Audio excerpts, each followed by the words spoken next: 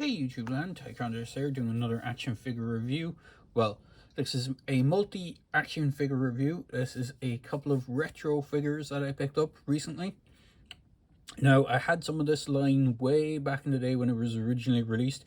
This line is from 1987, and it was a collaboration figure line done between NASA and basically it was I'm not sure if it was first with Mattel or if it was Coleco, but the company that produced multiple or most of the figures from this line is the Colleco range. There was two companies that produced these figures, and Mattel was one and Coleco was the other. In fact, if I have a look at the bottom of this one has the Coleco name on it. So these are the Colleco versions, I would imagine. I haven't checked the names on all these. So what these are the bad guys or the villain characters from this particular toy line, and the toy line in question is one called Starcom. So if you're not old enough to remember this, it was, as I said, it's an 80s toy line. It had a really kind of cool gimmick. Well, actually had several gimmicks, and it was done as a collaboration between, as I said, NASA and I think at the time, as I said, Mattel, or was Coleco first. I'm not sure which one came first, but they did extend out the line a lot in Europe. That's why a lot of the vehicles and stuff like that that you see in Europe are more exclusive, and they're more in the higher price range. These ones are the more common vehicles. So this big ship here is called a Shadowbat. This smaller vehicle here is called a Shadow Track, and then there is another vehicle hidden here on the Shadowbat which is called a Parasite. And the idea was, if you had two of them, I only have the one, but if you had two of them, let me get one of the little figures here. If you had two of them, one would fit on either side and they could deploy from this thing. Now, each one of these things have gimmicks. I have figures in them now, and I know for a fact the figure, the pilot that's in this one, is not the right figure. It is one of the human characters, which if I flip open the lid, you'll be able to see this is, I believe, actually the pilot of the Parasite, and I can't remember any of their names, unfortunately, but I believe this guy is the guy that came with the Parasite. There's a couple of figures. I got this as a job lot, so not everyone is probably in the right spot. So if I flip open the cockpit on this and take out the figures, you see there I have two of this kind of brownish guy, and one of the staple requirements for being a villain, from what it looks like in this, there was a cartoon show as well as part of this. Make sure I use the right button. So one of the kind of staple things for the villain guys is that they all wear nearly black, purple, or have some sort of dark clothing, and all have mustaches or beards or something along those lines. There's a couple of guys without them, but the majority of these little bad guys all have like a mustache. Maybe it was the evil clone or evil doppelganger thing. You can see one of these guys has a broken hand, which is this one, and they do have some sort of marking system or rank system on them, which is on their left arm. At least these two have anyway, and this guy should have one as well.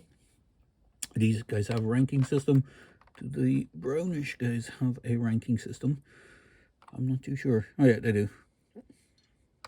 So for the good guys, which I will do a video review of some of the stuff I picked up. I did pick up some of the good guy vehicles, but these are most of the bad guy vehicles that I have.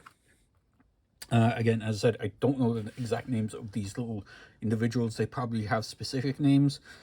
Most of the characters had specific names, and these are incomplete. They would have had these little clear plastic visors, and I think they were purple visors for the bad guys. And on the back, you can see there's two peg holes on the back, where, not including the screw hole where they're held together. The peg holes used to have backpacks with laser guns Unfortunately, there was none of them in the lot that I got, so none of these guys have their laser gun equipment. And there is one extra guy, which is hidden in here at the moment. And he is in another one of the vehicles. I can't remember the name of this one, but this thing is pretty cool. Again, I think it's the same guy here. In fact, it looks like the exact same guy, except this guy has a beard and mustache combo and not. And he has a higher ranking from the looks of it as well. So you can see they reuse a lot of the molds. He almost looks identical to this version with the grey helmet, but he's actually supposedly a different guy. So there was a lot of reuse of molds, repaints, and so on and so forth. I think the head sculpt is pretty much the same across the whole line. It just varies on what color mustache they have, what color hair you can see under the helmet.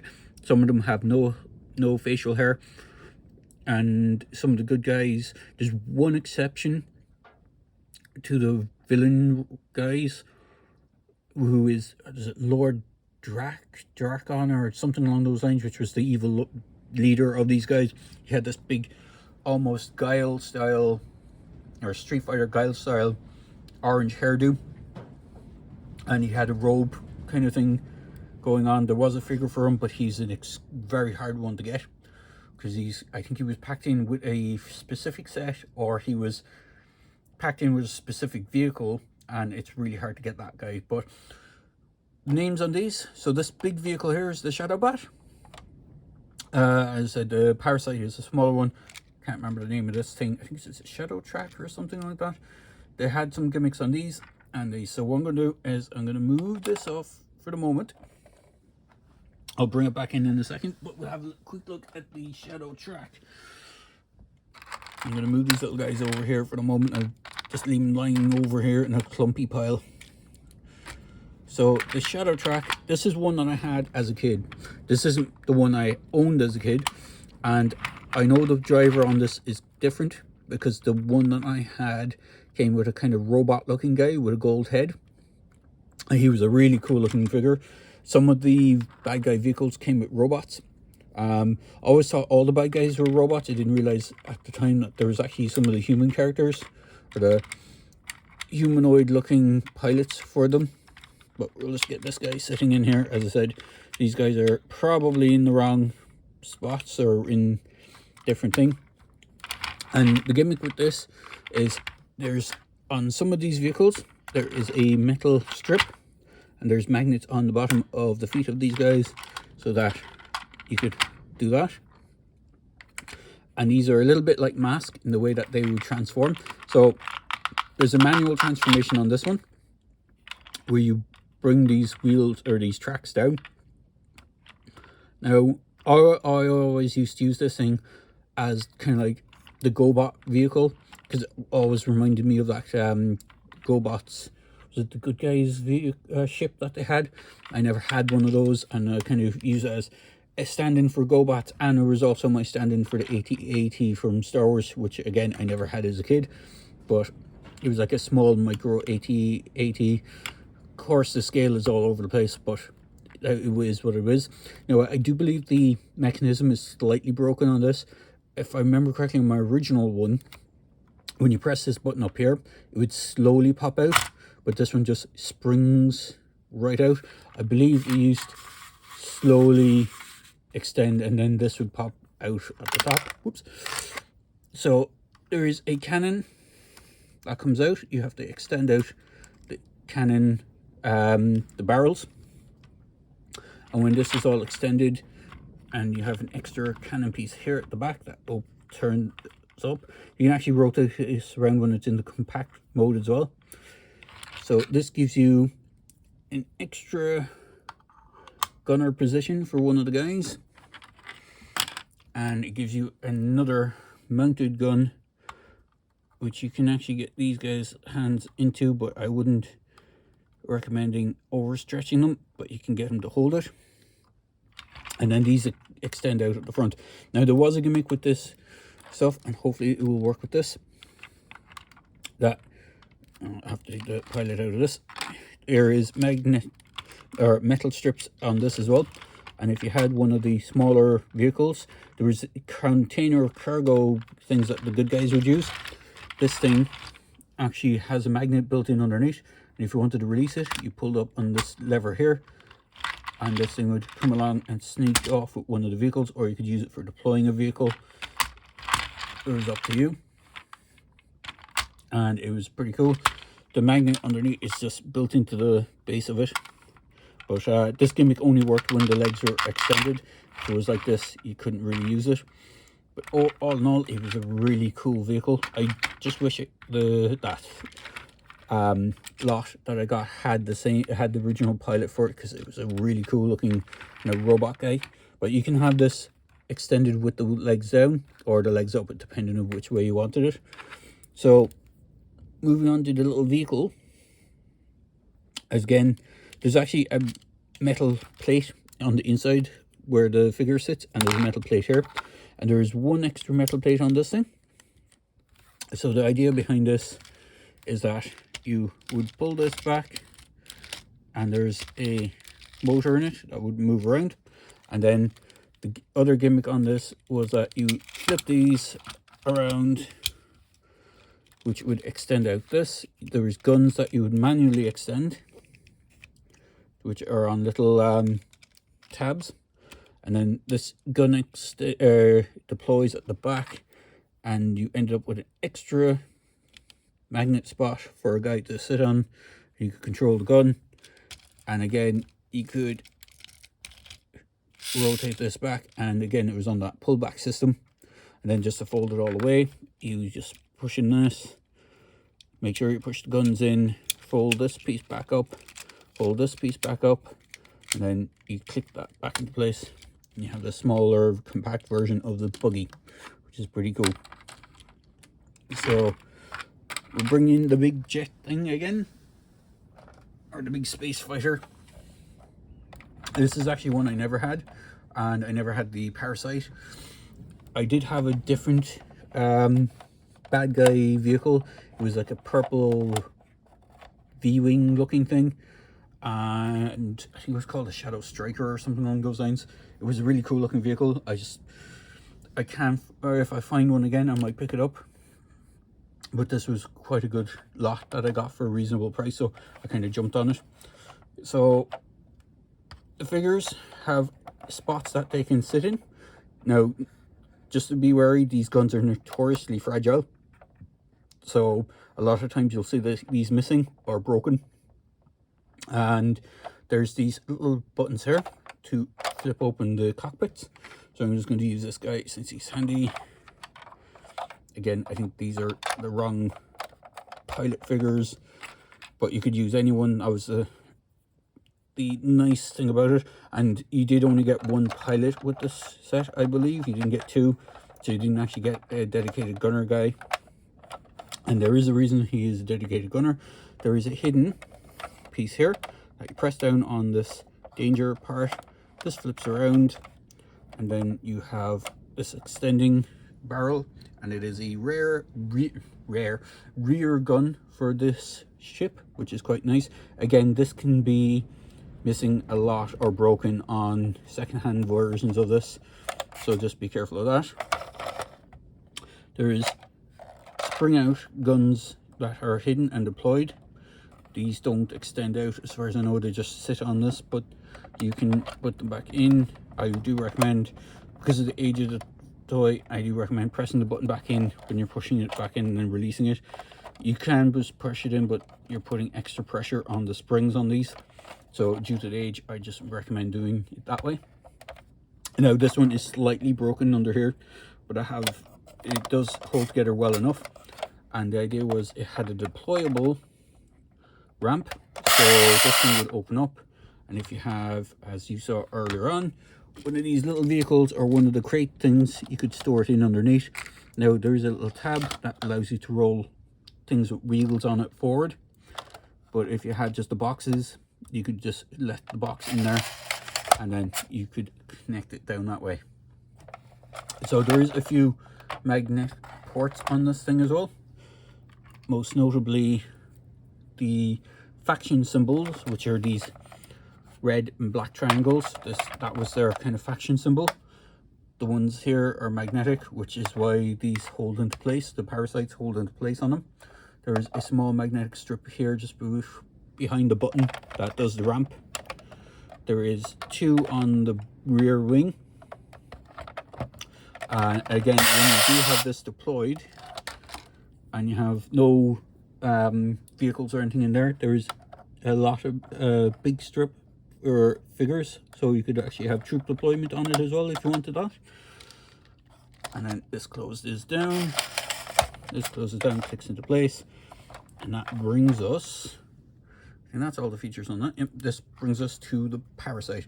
Now this Parasite isn't complete. There should be stickers here and here for the faction symbol, and I believe there should be stickers all around this thing with different logos and stuff like that. This is the way I got it. So there is a button here which flips open the cockpit. You can seat a single figure into this thing. I really love the design of this little ship.